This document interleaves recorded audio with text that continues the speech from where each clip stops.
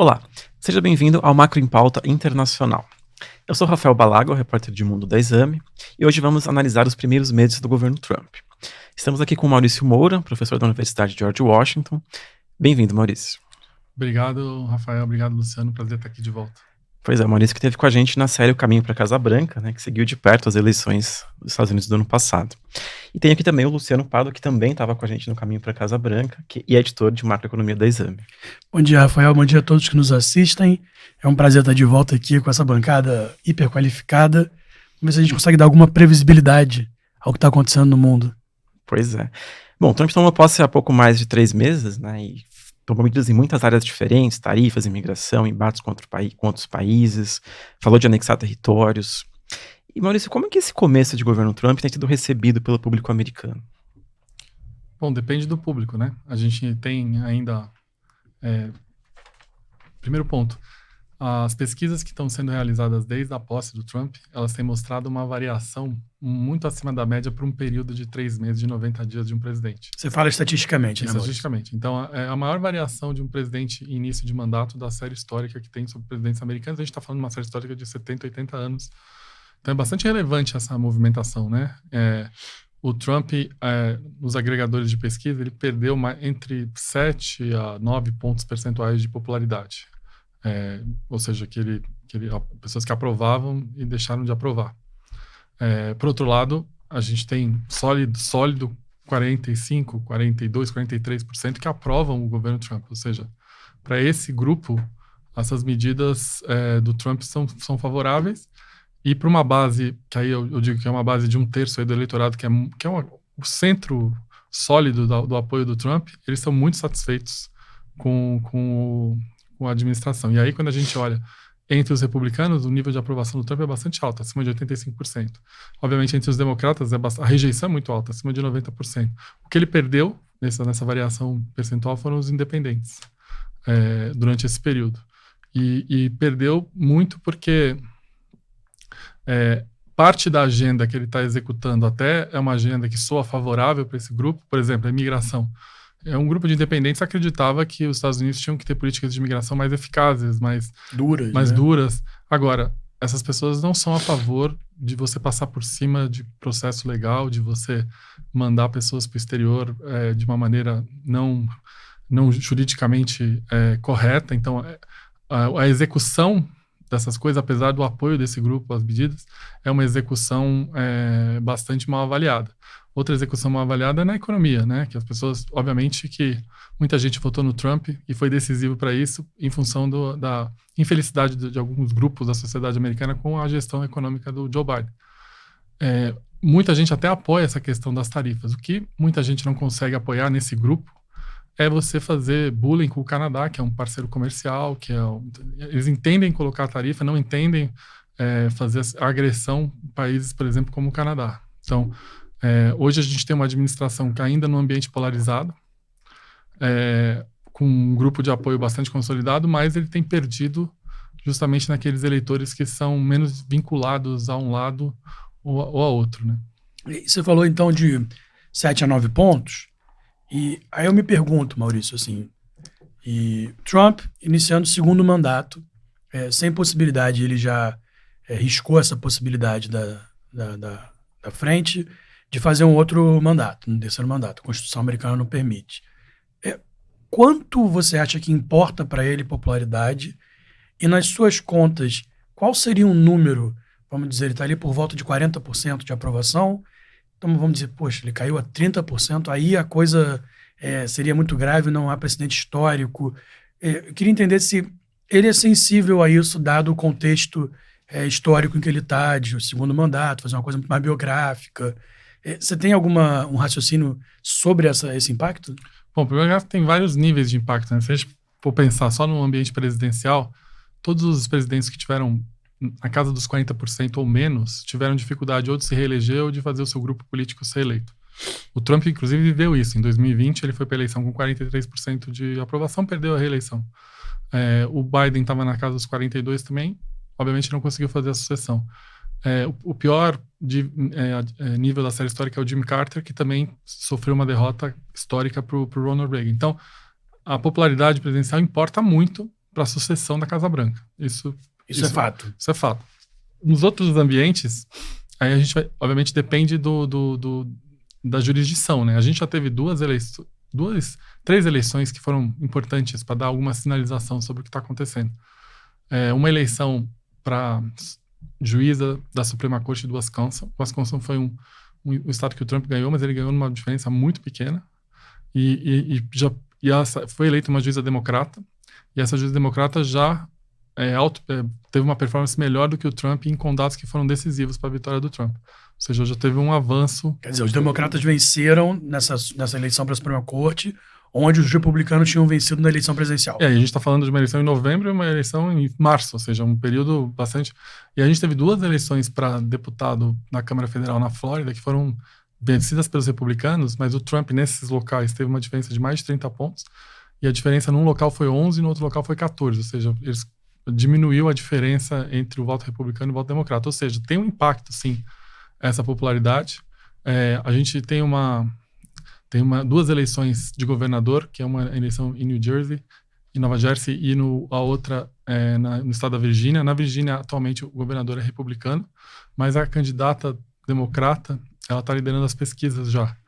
Em Nova Jersey, os democratas ganharam a eleição, mas foi uma eleição apertada de governador na última, mas o cenário parece bastante tranquilo para os democratas. Então, são sinalizações assim, pontuais de que a popularidade nesse momento pelo menos não está ajudando, né, a pelo menos manter o quadro eleitoral, principalmente nesses distritos que eu falei, de novembro de 24. Né?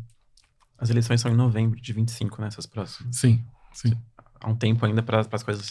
Sim, tem as primárias agora em junho, mas no caso dos 2 estados, as primárias vão ser praticamente pro forma dos 2 partidos, já sabe quem são mas a eleição é em novembro. Não, e tem um impacto que ainda não foi sentido. As tarifas tiveram um impacto claro no mercado financeiro, automático. E agora já com alguma recuperação, talvez não para o mesmo patamar, eu precisaria checar, mas já houve uma acomodação dos preços novamente. Mas existe aí uma contratação que parece muito clara de inflação para os Estados Unidos, e os exemplos eles são muitos, né? Desde brinquedos, né? Agora a mais recente polêmica é sobre a Mattel e o preço da Barbie e etc. Mas me parece que haverá sim uma inflação. O Fed hoje não sabe muito bem para onde se movimentar diante da diminuição da atividade ou não, versus a inflação ou não. Mas me parece muito claro pensar que vai ter uma inflação. E a inflação, sim, pode ter um impacto sobre o eleitorado dele, né? Bom, só para lembrar que o mercado financeiro, de alguma maneira, reflete a perspectiva de inflação com as curvas de juros, né? Sim. Futuras. Então, a curva de juros futura, ela cresceu desde que o Trump, inclusive desde que o Trump ganhou. Foi até interessante o movimento quando o Trump ganhou. A gente teve um aumento das bolsas de valores com a expectativa do Trump para o mercado em termos de regulação, em termos de imposto. Mas a gente teve as curvas de juros subindo com a expectativa de que essas eventuais tarifas iam justamente trazer esse reflexo inflacionário. Obviamente que o mercado, como vocês sabem, né, ele ficou bastante estressado quando eles perceberam, no dia do Liberation Day, lá quando ficou claro que as tarifas não tinham uma arquitetura sólida por trás. Né? Foram cálculos bastante básicos que foram feitos para atribuir tarifa para os países. Aí o mercado percebeu que não tinha um plano e, obviamente, foi muito ruim ali desde no mês de abril. Agora, respondendo a tua pergunta, isso é um fato interessante, porque existe uma perspectiva de inflação, óbvio, né? Porque você está aumentando... Tarifando. Assim, é matemático, não é nem Sim. economia. E essa inflação, ela tende a pegar justamente a base do eleitoral do Trump, que essa que é o grande mistério dessa equação toda, né? Sim. Na Casa Branca, eles acreditam que essa base eleitoral ela vai ser beneficiada pela volta das indústrias aos Estados Unidos. Esse é o discurso na Casa Branca. É médio... Demora. Pois é, e tem muita gente que pergunta se isso vai acontecer. Exato. Em acontecendo, mas seria no mínimo médio. Mas esse é o argumento. Assim, a gente está trabalhando para nossa base, porque em a gente botando tarifa, o iPhone vai ser produzido nos Estados Unidos e todo mundo vai ganhar. Esse é o raciocínio na Casa Branca. Mas isso é muito improvável, e se realmente acontecer o provável, que é esse aumento de preços, esses grupos vão ser os mais afetados, porque lembrando que o eleitorado do Trump é um eleitorado de mais baixa renda, e é um eleitorado que, obviamente, a baixa renda, ela sofre, como a gente sabe aqui no Brasil, é a que mais sofre com a inflação. Né? E, Maurício, tem um ponto ainda que nas retaliações dos outros países, eles têm falado em taxar produtos que afetariam mais estados que são base republicana, né? Ou seja, a questão do agro no meio oeste do país, a China buscando outros fornecedores, a União Europeia taxando o uísque do Kentucky, por exemplo. Como que o Trump tem lidado com esse efeito de retaliações das tarifas que podem afetar o eleitorado dele? Eu só queria dar um passo atrás. Tem um autor que é um jornalista, chama Michael Wolff, não sei se ele já escreveu vários livros sobre o entorno do Trump. E ele lançou um agora super interessante, que é a história da campanha do Trump de 24. E ele tem uma construção sobre o Donald Trump que é a seguinte: o Donald Trump ele tem dois focos, né? Um é geração de atenção, ele precisa de atenção. E ele precisa sentir que ele está nas manchetes, ele precisa sentir que ele é o centro das atenções, porque ele não tem compromisso com nenhuma política, né? A gente dá um exemplo aqui do Bitcoin. Eu vivi o Bitcoin do Trump no primeiro mandato. O Trump falava dia sim, dia também, que o Bitcoin era uma fraude, né? E agora ele é o rei do Bitcoin. A gente teve na convenção lá em Milwaukee, a gente ouviu ele falando que ele ia acabar com os carros elétricos. Ele fez um showroom de carro elétrico na Casa Branca, o primeiro showroom da história da Casa Branca. Então, assim, ele não tem compromisso com a política, mas ele tem compromisso com a atenção. Sim. Então, essa questão das tarifas coloca o Trump, e até uma expressão utilizada, é praticamente a Champions League da atenção. Porque com a tarifa ele tem a atenção de toda a imprensa, que só fala nisso. Com a tarifa ele tem a atenção dos chefes de Estado, que obviamente tem que procurá-lo ativamente, então ele vai... E com a tarifa ele tem a atenção do empresariado, que tem que ir lá, bater na porta, pedir a benção. Então, a tarifa para o Trump é um elemento essencial da construção do que realmente o motiva, né? Que é ser o centro das atenções em qualquer coisa. Então, como vocês sabem, nesse mandato não tem grupos de controle na Casa Branca que freiem qualquer ideia com potencial de gerar atenção para ele. Então, ele está operando livremente. Então, esse Michael Wolff ele descreve muito bem isso. Então, tarifa, do ponto de vista da persona do Trump, é um mundo maravilhoso. Porque ele está todo mundo tendo que procurá-lo, todo mundo tendo que pedir a bênção.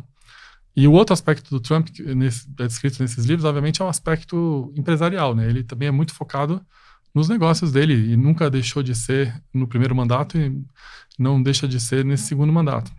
Então, isso faz com que fique muito imprevisível, né? Qualquer movimento, Sim. né? Porque ele tá sendo baseado não num plano de longo prazo para a economia, que é o que é a expectativa de mercado, mas sim pela construção de duas coisas que são importantes para ele, né? Então, isso que é a novidade desse contexto que a gente está. E voltando à pergunta do Rafael, não sei se você vê esses impactos localizados, né, em bases específicas como um risco para ele. Essa é uma pergunta, sim, importante. Por exemplo, vou dar um exemplo, eu tenho um exemplo muito local e um exemplo marca.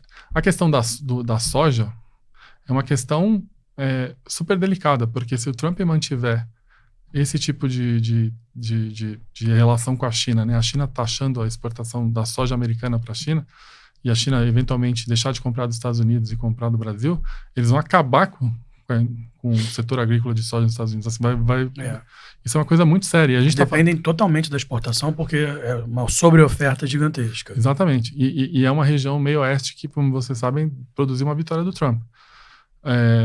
Tem exemplos muito pontuais. Eu conversei com um senador do Maine e ele estava contando como essas tarifas, por exemplo, para o Canadá são horríveis. O Maine ele depende muito do camarão, né? Sim. Camarão e lagosta.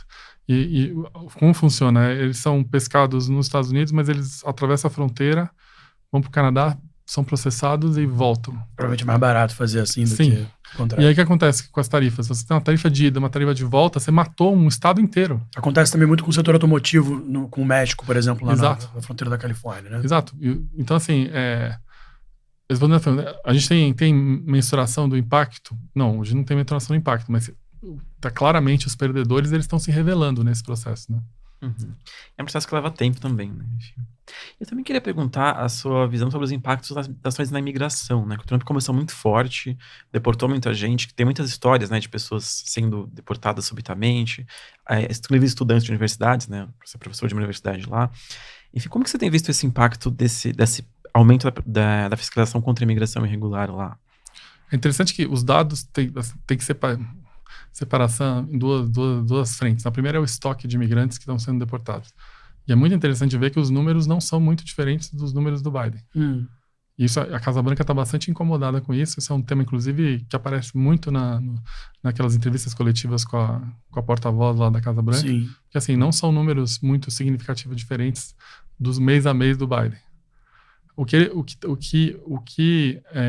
eu acho que tem mudado com essas políticas não é o estoque tanto, é o fluxo. Porque, obviamente, existe uma sensação que o risco é muito maior de entrar nos Estados Unidos de maneira ilegal. Sim. E aí, obviamente, só essa sensação de... Isso inibe também. Claro. Eu acho que o grande impacto nesses 90 dias foi, acho que diminuiu as pessoas que estão se propondo a entrar ilegalmente, porque, obviamente, aumentou o medo. E quando você aumenta o medo, você, obviamente, aumenta o risco e isso diminuiu. Mas agora, os números de deportação estão bastante semelhantes, assim, porque o processo de deportação não é um processo trivial. Ele custa. Primeiro, custa para você identificar e prender o cara. Assim, e claro que existe uma discussão dos excessos e dos abusos que estão acontecendo nessas prisões. Eu acho que essa é uma discussão bastante séria que está acontecendo em Washington, né? Porque está se passando, em algumas instâncias, se passou por cima do que eles chamam de due process, que é o processo legal devido. E isso, eu acho que isso mora na essência da credibilidade dos Estados Unidos. Os Estados Unidos foi conhecido por, tirando o macartismo lá dos anos 50... Rule of law, né? Então isso é uma discussão. Agora, é muito custoso deportar, porque você tem que identificar, você tem que prender, você tem que, eventualmente, garantir a logística que a pessoa vai ser encaminhada para o país. Então, assim, não é um processo... Sim. E esse processo exige uma coordenação do nível federal com os níveis estaduais. Então, assim, não é um processo trivial, né? Assim, uma das coisas que, inclusive, a gente viu lá na campanha, eles falavam da deportação, mas nunca chegava a segunda derivada qual era realmente o plano. O que tem sido muito bem feito é estabelecer o medo. Inclusive, onde eu moro lá, eu vejo propagandas do governo falando, se você é ilegal, eu vou atrás de você. Então, assim, né, nessa coisa do medo, eu acho que o fluxo de imigrantes diminuiu. Claro mas o estoque, como eles mandando para fora, está bastante semelhante aos números do Biden. E pensando no efeito disso para a opinião pública, me parece que, de todos os temas que ele abordou, o de imigração é o que talvez ele esteja sendo mais bem sucedido em termos de aprovação da opinião pública na média. Difícil dizer, não? Não, sim, em termos de... O governo dele, por incrível que pareça, essa queda de popularidade que ele teve, é interessante você botar nesse ponto. O item que ele piorou mais foi na gestão da economia. Que é o que mais importava antes para a eleição dele, né? Na questão da imigração, eu não sei porque é importante dizer que, tirando esses episódios pontuais do cara que está preso em El Salvador... Sim, que ganhou muita atenção de mídia, mas... O que o Trump tem feito é dar muita ênfase nessa questão das tarifas, né? Então, a tarifa está em primeiro lugar no dia a dia ali da... Sim. Então, assim, a imigração... as pessoas, como você falou, apoiam massivamente uma política mais restritiva de imigração. Isso é uma coisa... E esse foi um item muito importante do Trump na diferencial em relação a Kamala Harris. Mas a gente já tem pesquisa mostrando que esses métodos de prender pessoas, de mandar para outro país sem executar o processo legal, a Casa Branca sempre argumentou que ela está mandando gente que tem ligações criminosas, mas ela não consegue dar nenhuma transparência de que isso é real ou não. É muito difícil provar isso, né, em todos esses casos, quando são milhares e milhares de pessoas. Não, eu concordo, por isso que tem um processo legal quando a pessoa, na pré-deportação, a pessoa vai para um juiz, o juiz apura, assim... Exatamente. E como isso está sendo feito de maneira bastante corrida, né, apressada, e esse tipo de processo não é aprovado pela maioria da população. Esse tipo de fazer assim.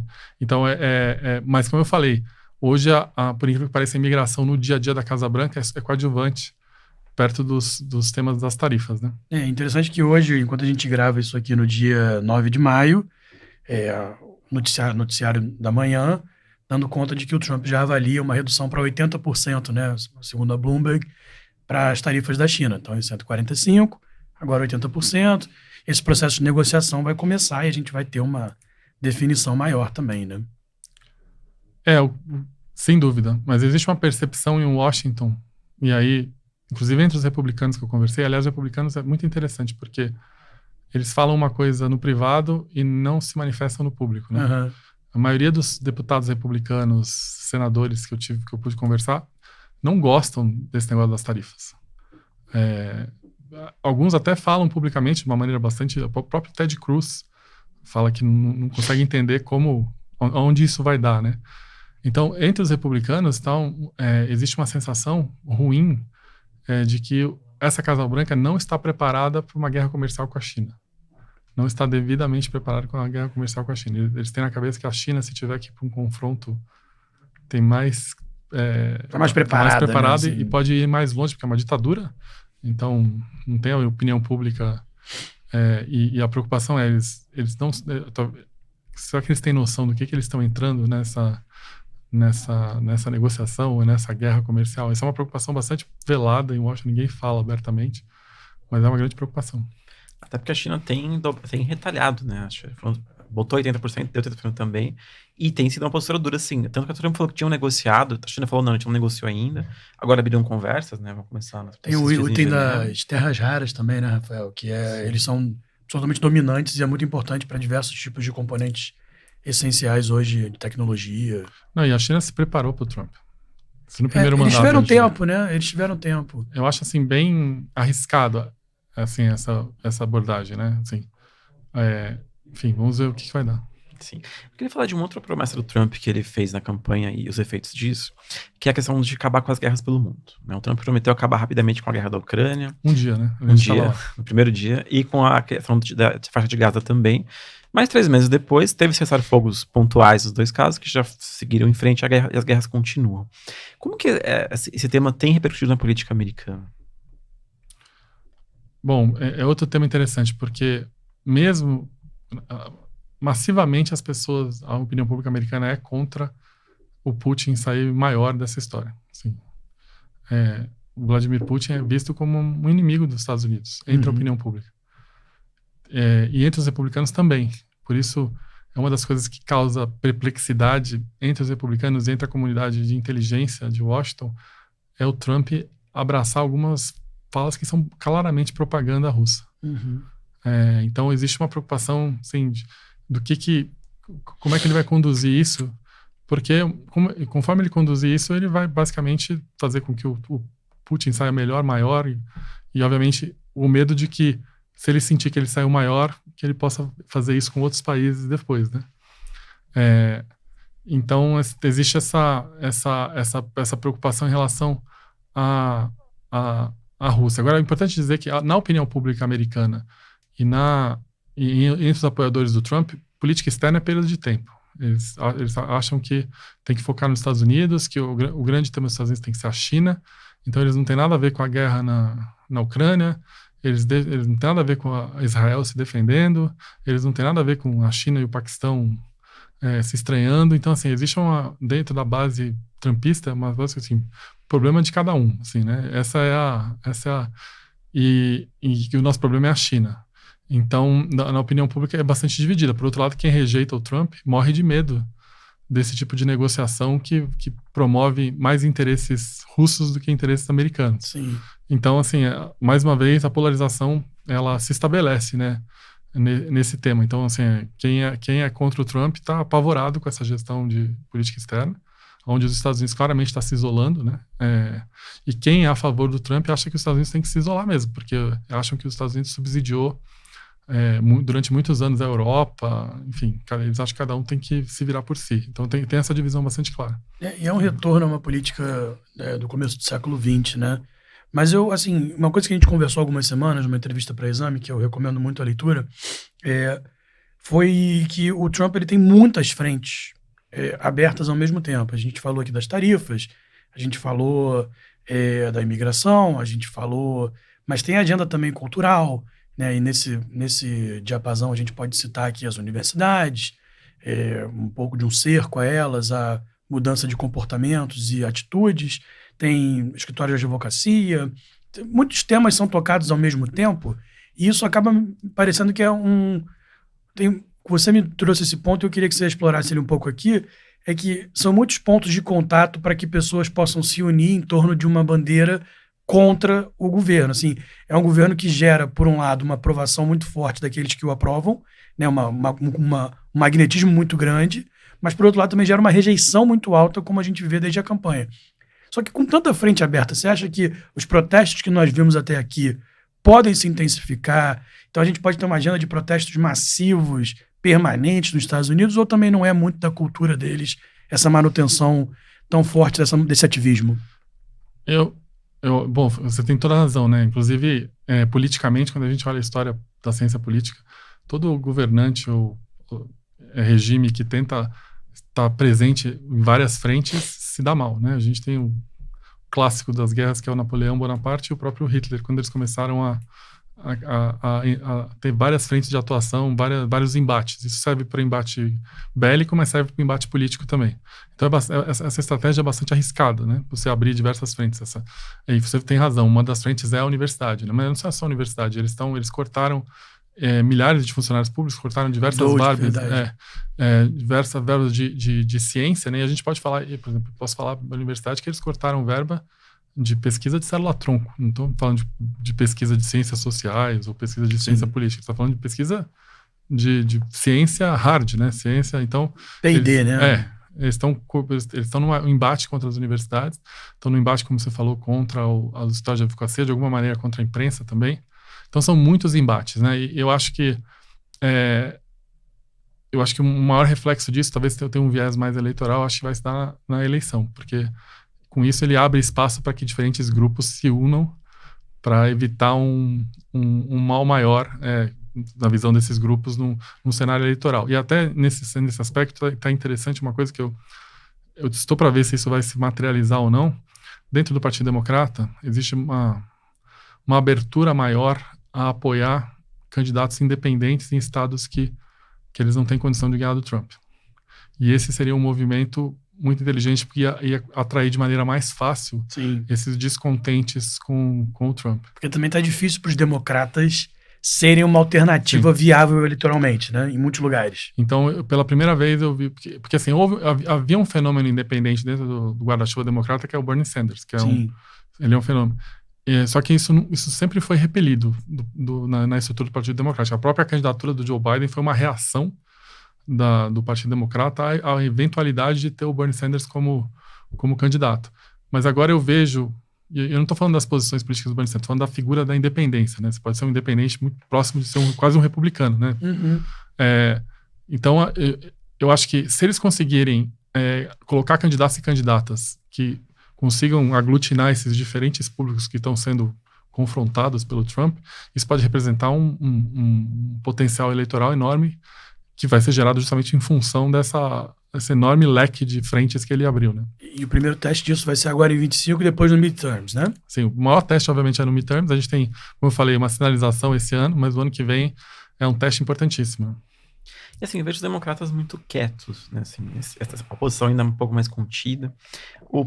A gente falou do Biden, né? O Biden voltou a falar depois de bastante tempo, deu discurso, participou de uma entrevista. Como que você vê esses democratas agindo nesse começo de governo Trump? Então, tem o copo meio cheio, meio vazio, né? Vou falar do copo meio vazio. Um dos problemas dos democratas é que eles não têm uma liderança de oposição estabelecida. E isso é uma coisa que o sistema presidencialista americano, ele, na verdade, anestesia isso. Se você tem um sistema parlamentarista, o clássico é o Shadow Cabinet do Reino Unido, você já sabe no dia 1 quem é o líder da oposição, quem é a voz contrária. No parlamento você sabe quem é o partido que está mais votos que está na oposição. Nos Estados Unidos isso não tem, né? Então, eu lembro que em 2012, quando o Mitt Romney perdeu para o Obama, pela segunda vez, o Partido Republicano foi derrotado pela segunda vez pelo Obama, a discussão era exatamente essa. Não temos liderança, estamos quietos, que vai ser do partido agora? Eu me lembro, inclusive, que tinha uma discussão que os republicanos tinham que moderar o discurso em termos de imigração para poder aumentar a penetração. Que naquela época os democratas que aquela narrativa democrata estava liderando os votos. Então, você viu que surgiu um líder comprando uma agenda completamente contrária ao diagnóstico que eles tinham feito. Então, assim, o sistema americano ele não permite que tenha uma oposição vocal no dia 1, porque não é um sistema parlamentarista onde tem um líder de oposição e um líder de situação, né? Então, assim, o que eu vejo, na verdade, é um processo normal de acomodação do partido, e eles vão ter que, a eleição, de alguma maneira, convergir para um líder. Inclusive, eu acho que essas primárias de 28 do Partido Democrata vão ser das primárias mais movimentadas que eu acho que eu já testemunhei. Então, esse é o copo meio cheio, né? Ou seja, eles estão basicamente no fluxo de um partido que está na oposição no sistema americano, que não é um sistema parlamentarista em que você tem, do dia um cara sendo a voz da oposição. E, obviamente, dispersa e dá essa sensação de silêncio. O copo meio vazio é exatamente... O Trump, ele reestabeleceu o tempo das coisas, né?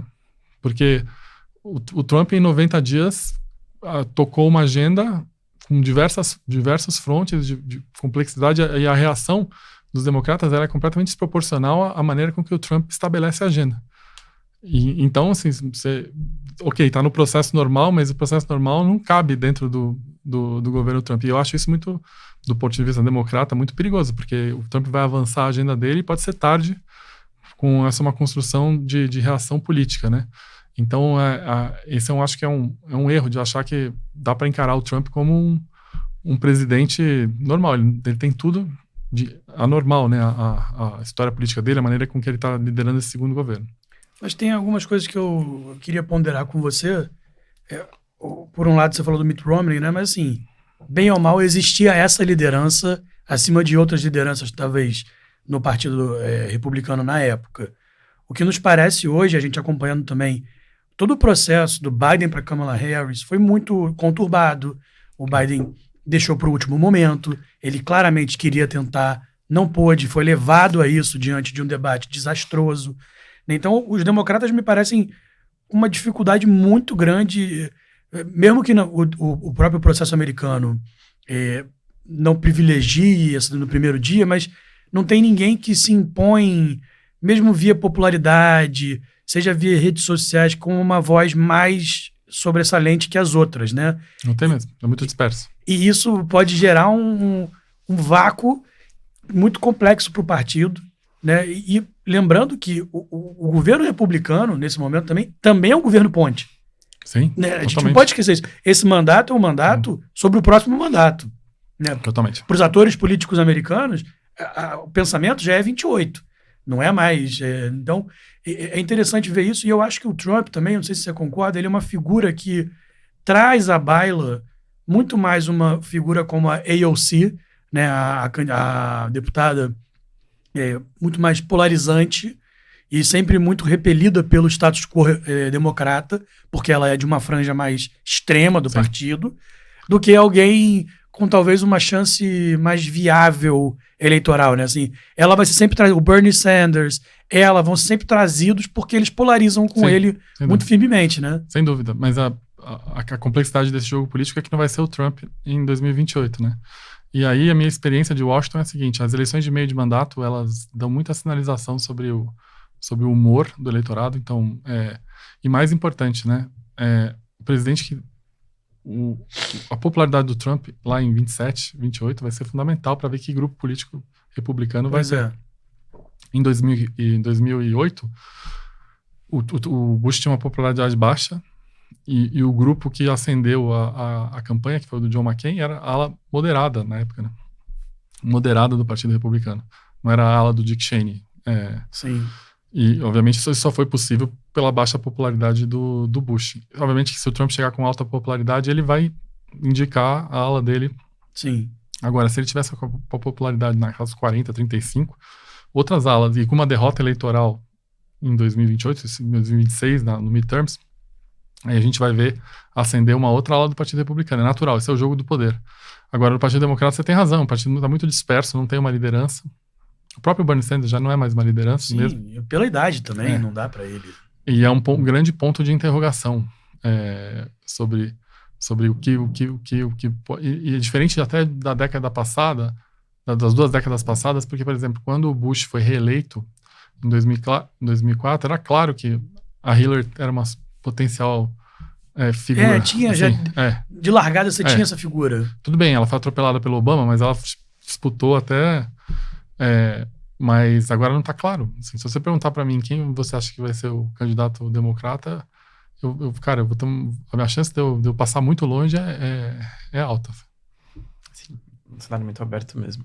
E Maurício, agora indo para fora dos Estados Unidos, né, falando de outros países, a gente teve eleições recentes no Canadá, na Austrália e na Alemanha em fevereiro. E nessas eleições teve um fato que teve um efeito Trump, ou seja, candidatos que tinham posturas contra o Trump tiveram vantagem. O Canadá é um caso à parte porque o Trump está atacando muito o país, né, e o candidato do Partido Liberal era mais contra o Trump e teve vantagem. Mas como que você tem visto esse efeito Trump? O Trump tem virado, de fato, um cabo eleitoral contrário em outras eleições? Tem. Antes de entrar nas eleições, também é importante dizer que alguns líderes mundiais que sofreram bullying do Trump tiveram um ganho de popularidade. Talvez o maior seja o Vladimir Zelensky. Ele estava com uma popularidade negativa, ou seja, mais de desaprovação do que aprovação, até ele aparecer lá sentado lá da Casa Branca. E depois disso, a popularidade dele subiu 20 pontos percentuais. E quando a gente vê os estudos lá da Ucrânia, as pessoas até não gostam do meu presidente, mas isso não se faz com ninguém. Tipo, foi um episódio muito marcante, né? Ficaram do lado dele. Assim, a população ucraniana se solidarizou com o Zelensky. A própria Cláudia Sheinbaum, que ela já tinha uma aprovação acima da média, mas ela estava com uma dificuldade enorme dentro do partido do Morena, porque ela não é o mesmo tipo de política que o Obrador, né, claramente. Mas aí quando o Trump começou, obviamente, a criar essa potencial guerra comercial, ela conseguiu unificar não só o partido, mas os mexicanos, né, porque mexeu com o sentimento de patriótico mexicano. Dá só um contexto para os nossos espectadores, um pouquinho do Obrador e do México, só para eles aqui não estar acompanhando a política por lá. O López Obrador... Bom, primeiro ponto, o México é um sistema presidencial que não tem reeleição. Então, o Manuel López Obrador foi eleito e ele criou um partido, hoje que é o principal partido do México, que é um partido chamado Morena. É incrível que pareça, o PRI, que durante décadas era o partido do México, hoje está praticamente relegado a coadjuvante. Só que, obviamente, como ele não podia ser reeleito, ele indicou a Cláudia. A Cláudia era prefeita da Cidade do México. No caso, prefeita da Cidade do México tem um status de governador. Assim, uma espécie de Distrito Federal também, né? E ela foi indicada por ele, e o perfil dela é um perfil mais tecnocrata, né? Ela é uma cientista, enfim, ela tem um jeito de governar. Inclusive, no México, eu fui observador eleitoral lá e os mexicanos definiam a Cláudia Sheinbaum como a esquerda que usa Excel. E ela é outro perfil, só que, obviamente, toda a base política do Morena que foi eleita para o Congresso são indicações do Obrador, então ela tinha que navegar. Só que aí começou o Trump fazer bullying com o México, e essa questão de política interna, de fogo amigo, ela virou secundária. Exato. Todo mundo se uniu, porque é um mal maior, e com isso ela ganhou popularidade também. Outro que ganhou popularidade foi o Emmanuel Macron, obviamente um governo bastante rejeitado na França, bastante polêmico. Ele teve uma eleição da Assembleia Nacional Francesa que foi muito ruim para o partido dele, mas a reação dele ao Trump, ele ganhou 10 pontos percentuais. Então, assim, a popularidade desses governantes melhorou. Aí, entrando nas eleições, aí talvez a eleição mais, como você falou, a mais significativa foi a do Canadá, porque a gente tinha um governo muito mal avaliado, que era o governo do Justin Trudeau. Era o terceiro mandato do Partido Liberal, eles tinham ganho 3 eleições. É muito raro, porque nunca é um partido... No Canadá tem o Partido Conservador e o Partido Liberal. O Partido Liberal é no liberal do senso progressista, né? Sim. E os conservadores tiveram 3 mandatos, depois os liberais tiveram 3 mandatos, só que nunca tinham conseguido um quarto. E essa era uma eleição com claro viés de oposição. Até dezembro, o Partido Conservador estava 30 pontos percentuais na frente do Partido Liberal. Aí o que aconteceu? Aí, como estava 30 pontos percentuais na frente, a primeira coisa que aconteceu no ano foi o Justin Trudeau dizer que ele ia sair até que o partido elegesse um novo líder, ele falou isso em janeiro, a eleição era em março. Aí toma posse Donald Trump dia 20 de janeiro, começa uma perseguição ao Canadá, que é uma das coisas que a opinião pública americana não entende. Por que eles querem comprar uma briga com... porque além das tarifas, a história de anexação do Canadá como 51º estado. Ninguém entende isso. Assim, então, e obviamente isso desenvolveu uma coisa... No Canadá foi incrível. Primeiro desenvolveu um senso de patriotismo. E o Canadá é um lugar bastante complexo para ser, porque é um lugar que é muito difícil você se definir.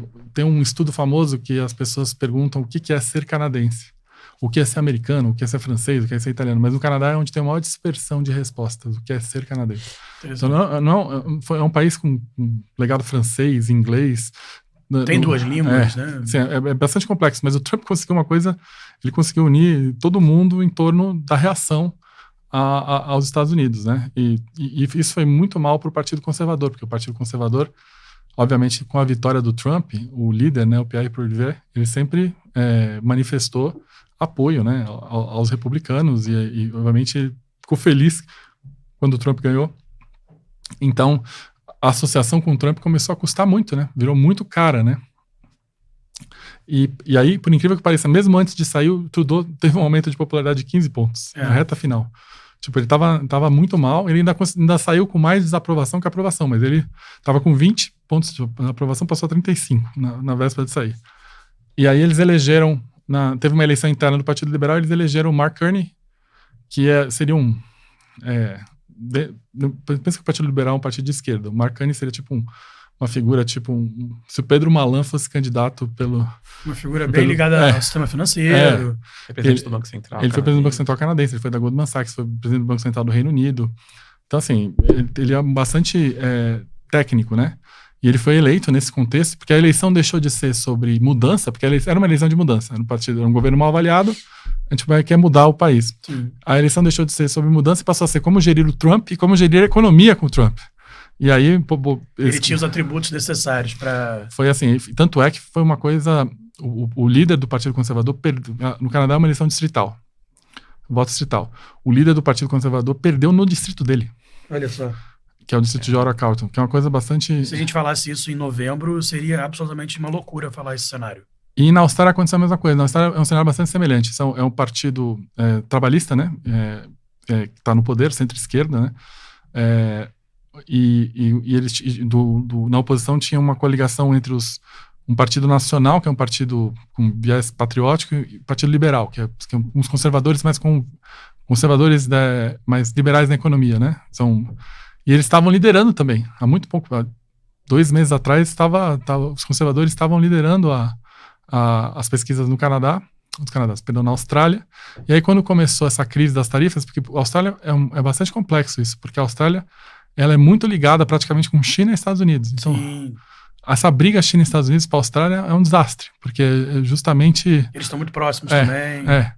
Então, quando isso aconteceu, o partido, a coligação liberal nacional, também foi uma coligação que comemorou a vitória do Trump, e eles cometeram um erro eleitoral enorme, quando vários membros dessa coligação começaram a elogiar o que o Elon Musk estava fazendo na Casa Branca. E aí o serviço público Então, teve uma virada. Tanto é que a expectativa era que o resultado fosse do Partido Trabalhador ganhar a eleição, mas com um governo de minoria, e ter que fazer uma composição com os verdes ou com outro.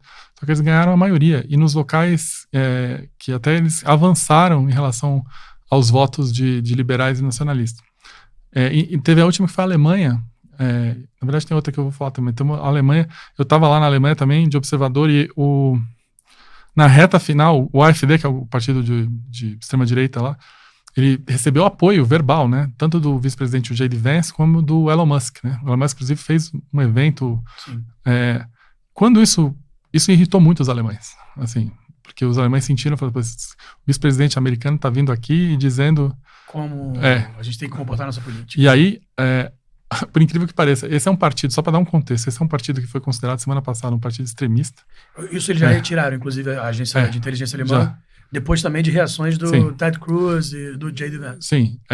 Mas tem essa discussão permanente, né? Sim, mas eu posso falar, vou dar um testemunho pessoal. Eu fui num comício do AfD, eu estava, obviamente, no público, né? Estava embaixo, assim, e eu vi vários símbolos nazistas dentro do público. Sim. Eu tô falando, assim, vi tatuagens, vi bandeira, assim... É um país onde isso não é exatamente simples. Isso é proibido na Alemanha, inclusive, né? É proibido, mas você precisa ser pego, né? Assim, obviamente que os políticos que estavam falando lá no palanque não tinha nenhuma referência nazista, mas é muito fácil perceber ali, quando você tá no meio isso quando fala alemão, assim, mas é muito fácil perceber que as ideias estão ali. Então, esse é um partido muito polêmico, né? Sim. Então, e esse é um partido... E geralmente eu sou de uma era que a diplomacia não se intrometia em eleições de outros países, né? Sim. E isso acabou, mas assim, os alemães ficaram muito irritados com essa coisa do vice-presidente americano, e foi interessante porque ele se encontrou com a líder do partido, que aliás é uma figura super interessante, a Alicia, eu não vou ter dificuldade de pronunciar o sobrenome dela, mas ela era Goldman Sachs, ela é lésbica, ela é casada com uma mulher da Etiópia, eles têm uma filha que mora na Suíça. Então, ela é uma figura super interessante. Sim. Ela é jovem, enfim. É um fenômeno da gente. Mas o J.D. Vance, ele só se encontrou com ela. Ele se recusou a encontrar o líder do partido centro-esquerda e o líder do partido centro-direita, sendo que o líder do partido centro-esquerda naquele momento era o chanceler, o que eu chamo de primeiro-ministro alemão. Então, assim, foi uma coisa que irritou bastante os alemães e a rejeição do AfD cresceu não por causa das ideias deles, mas cresceu porque os Estados Unidos... Por causa dessa proximidade. Isso foi fundamental, inclusive, para votação surpreendente que teve o outro lado, a extrema-esquerda da Alemanha. Então, hoje, 1/3 do parlamento alemão é extrema-esquerda e extrema-direita. Rafael escreveu muito sobre isso, né? Sim, eu também estava na Alemanha nesse período, né? Mas isso foi fundamental, essa intervenção americana na eleição foi fundamental. E teve uma eleição na Groenlândia, que é um país que tem 45 mil votos, e um partido que nunca tinha chegado em primeiro, chegou em primeiro com um discurso bastante antitrumpista. Então, a intervenção do Trump, ela tem sido desfavorável para os... E até um exemplo o Daniel Noboa ganhou a eleição no Equador. Ele teve um segundo turno muito apertado, e uma das coisas que mais deu trabalho para ele no segundo turno foi se desvincular do trumpismo. Porque eles fizeram um esforço de campanha para mostrar que ele não é trumpista. O Daniel Noboa, para quem não está lembrado, ele emula muito os movimentos do Bukele, de El Salvador, sim. Né? De endurecimento penal, e que acaba sendo muito ligado também aos pensamentos que o Trump ecoa pelo mundo, né? E ele teve que fazer isso para ganhar a eleição. Então é interessante, assim, tem um fenômeno de reação, né? Sim. Muito forte eleitoral no mundo, né? Sim. E o último tema para a gente caminhar para o final da nossa conversa é sobre o novo Papa, né? Que foi, a gente está na sexta-feira gravando hoje, foi anunciado ontem, Leão XIV, que é o primeiro Papa dos Estados Unidos a chegar ao poder, que era o cardeal Robert Prevost. E o Papa, antes de ser Papa, ele tinha postado críticas, né, ao J.D. Vance, que é um vice-presidente americano e é católico, curiosamente, e a política de imigração do Trump. E como que essa nomeação de um Papa americano que é um pouco contrário ao Trump tem repercutido nos Estados Unidos, Maurício? Eu vou usar um dado, né, sobre a Igreja Católica nos Estados Unidos. Uma das coisas que mais incomoda a opinião pública americana, provavelmente os Estados Unidos não é um dos principais países católicos, né? Sim. É um país muito mais protestante, só é importante dizer isso. Talvez o Brasil é o primeiro, eu nunca sei. É o primeiro. É que existe uma percepção muito negativa em função dos escândalos de pedofilia da Igreja Católica. Isso acabou com a imagem da Igreja Católica nos Estados Unidos, assim. Inclusive, a gente tem até um filme famoso, que Spotlight, né? O Spotlight, que contou uns eventos trágicos que aconteceram na região de Boston ali. Então, a popularidade desse Papa vai passar muito como ele vai reagir a isso. Sim. Assim, porque nos últimos 2 papados os escândalos foram aparecendo. Agora a gente está entrando numa fase que a opinião pública quer esperar, tudo bem. O que vai ser feito a respeito? Eu acho que a popularidade dele lá passa muito por isso. Porque não é um país que é intrinsecamente católico, mas que ele reage a como a Igreja Católica se posiciona, né? Sim. Então isso é importante para isso. Então, assim, a opinião pública vai estar atenta a isso. Agora, você tem toda a razão, né? Ontem mesmo eu fui me educar sobre os tweets dele. Então é uma coisa, obviamente, bastante recente, mas eles são claramente... numa linha oposta. Viés. Inclusive, num deles, me corrija se eu estiver errado, ele corrigiu o vice-presidente, né? Dizendo que não está escrito em nenhum lugar da Bíblia que você tem que ranquear quem você gosta ou não. Muito pelo contrário, você tem que amar o próximo, independente de quem seja o próximo. Então, assim, claro que não sei como é que o Trump vai entrar na polarização com o Papa, mas o fato concreto é que a opinião pública americana ela tem um incômodo em relação a esses escândalos de pedofilia muito grande. Uhum. Maurício, você morou em Chicago, né? Você estudou lá, inclusive, por um tempo. E como que é a presença da Igreja Católica em Chicago? É uma cidade onde a igreja tem uma força maior por ter muitos imigrantes italianos, latinos? Sim. Inclusive poloneses também. A Igreja Católica é muito presente, principalmente inclusive no sul de Chicago, né? E justamente pelos italianos e pelos poloneses. Então, assim, Mas isso não é uma coisa bastante de Chicago, não é uma coisa do estado de Illinois. Que Sim. se você dirige 30 minutos, já não tem mais presença católica. Mas essa coisa é uma coisa que os italianos e os poloneses trouxeram. Em Boston, você citou também, foram os irlandeses, né? Nossa, muito forte também, essa conexão. Lá em Boston você vê muita igreja católica e não é comum nos Estados Unidos. E por isso que foi uma bomba isso que aconteceu em Boston com a revelação dos... Sim. Foi uma bomba. Para a comunidade importa muito, né? Assim. Bom, Lucero, mais algum ponto que você traria para a conversa? Eu queria agradecer novamente o Maurício, nosso eterno parceiro aqui de análise dos Estados Unidos, da política internacional. Eu queria só falar que eu fiz uma análise também, cometi, né? A gente brinca aqui, uma análise, mas eu acho que no final das contas o Trump entregou exatamente o que ele prometeu. A gente teve na convenção republicana, quem acompanha a gente viu um pouco do que a gente pôde trazer do sentimento, e ele prometeu exatamente o que ele está entregando. Acho que nesses primeiros 100 dias a gente teve, se fosse um jogo de xadrez, é o primeiro movimento dele, é um primeiro ato. E ele fez tudo o que ele prometeu, inclusive nas guerras. Eu e o Rafael, a gente discutiu sobre isso, porque eu entendo que ele não tem poder de parar uma guerra, mas ele foi lá e fez o que ele havia prometido. Então, em todas as frentes que ele prometeu na campanha, ele fez, o que mostra um presidente que a agenda que se achava que ele seria moderado sobre aquela agenda, não, é promessa de campanha, não é. Ele fez exatamente isso. E agora eu estou tentando entender qual será a reação do sistema, tanto político quanto eleitoral dos Estados Unidos, né? Acho que essa é a próxima derivada do que a gente tem que ver, se essa reação vai fazer o Trump mudar de curso, o que eu acho que ele não teria nenhuma dificuldade. Eu acho que ele é um político que poderia daqui a um ano falar, eu nunca falei de tarifa, nunca foi prioridade, porque eu acho que ele estava preocupado muito mais com a imagem dele diante da presidência, né? Então, mas eu acho que é isso, ele entregou tudo e vamos ver como essa reação do sistema, os freios e contrapesos, como eles chamam, vai fazer ele mudar ou não, e a opinião pública também vai fazer ele mudar ou não. E você falou uma coisa muito interessante, ele entregou tudo passando por cima do Congresso, porque pois basicamente foi com ordens presidenciais, o Congresso, tá muito o Congresso quieto. americano, ele só atuou na prática até agora em 2 temas. Um, que era aprovar o orçamento, que isso não tem como... Exatamente, ele não se posicionar. E agora, ontem, que eles mudaram o Golfo do México para o Golfo da América. Assim, são as 2 atuações do Congresso. É uma mudança que não faz diferença política efetiva. Zero. Mas uma hora esse Congresso vai entrar em jogo, né, Maurício? Então, aí a gente vai ver, aí sim, quais são as medidas que ele prometeu que realmente vão se materializar ou não. Lembrando que o Trump sofreu várias derrotas a nível judicial. Ele tem uma batalha ongoing, né? Mas você tem toda a razão. É engraçado que nada do que ele fez me surpreendeu.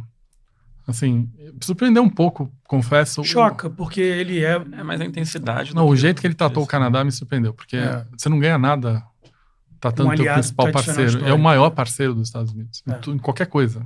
Economia, na guerra, Mas ele falou das tarifas, né? A gente viu ele falar das tarifas. Ele falou muitas vezes das tarifas. E agora vem a questão de impostos, né? Que ele tem prometido cortar para empresas. Isso depende mais do Congresso. Né? Sim, depende do Congresso. Mas até agora ele praticamente desconsiderou o Congresso.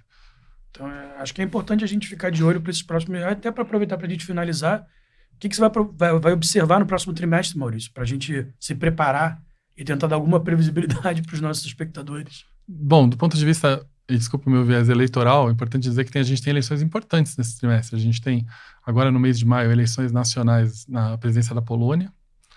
A gente tem a eleição da Coreia do Sul, que é uma eleição presidencial bastante complexa lá, porque um presidente que foi demovido. Uhum. A gente tem as eleições no Japão, que o ano passado teve que eles chamam de Snap Election, que é um exemplo só para preencher o mandato, mas agora a gente tem E todos esses países, obviamente, em paralelo, vão estar negociando com as tarifas do Trump. Do ponto de vista do mercado financeiro, a questão agora qual vai ser a arquitetura dos acordos comerciais que o Trump diz que está fazendo. Saiu ontem do Reino Unido. Do Reino Unido, enfim. As vontades de olho são o que está por trás, né? E eu acho que isso vai ser a grande pauta e, obviamente, né, uma coisa que preocupa bastante aí no mercado financeiro, qual é a relação do Trump com o Jeremy Powell, que é o presidente do Banco Central americano, do FED, que obviamente isso é um mecanismo instabilizador, né? E no final do ano, eu, obviamente, ficar atento a essas 2 eleições em Nova Jersey, e principalmente de Virgínia, porque Virgínia é um estado que está sendo governado por um republicano. É isso, então. Obrigado, Maurício, por participar com a gente mais uma vez aqui. Obrigado, Luciano, também. Obrigado, Paulo. Obrigado ao espectador que ficou com a gente até agora acompanhando o programa. E fica o convite para seguir, né, tudo que vai acontecer na política internacional pelas plataformas da Exame, o site exame.com, o canal aqui da Exame no YouTube, a revista Exame Impressa, que tem edição mensal, e também o canal do WhatsApp sobre o governo Trump, que a gente deixa o link aqui nos comentários para quem quiser receber atualizações diárias sobre tudo. Ficamos por aqui. Até a próxima.